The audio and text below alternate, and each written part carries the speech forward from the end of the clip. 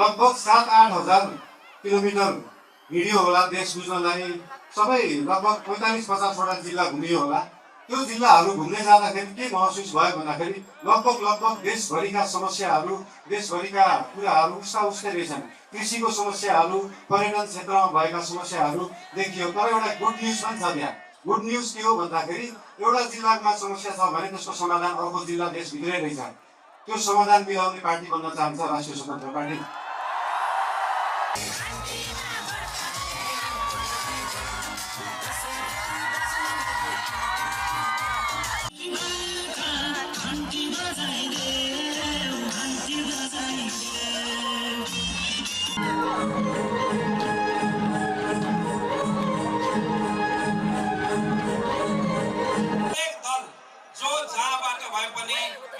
देश विकासका लागि, उन्नतिका लागि र प्रगतिका लागि हामी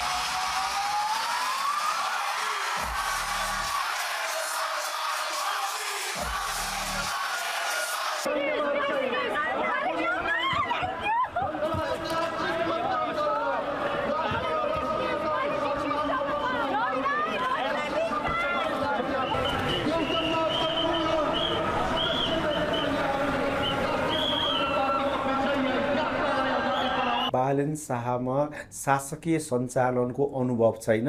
राज्य सञ्चालनका निम्ति चाहिने राज्यका यावत संयन्त्रबारे पनि नबुझेको हुँदा चाहिँ शासन सञ्चालन गर्न जटिल छ। दशक ऐतिहासिक जितपछि बालेन्द्र शाहले प्रमाणपत्र लिँदै हुनुहुन्छ।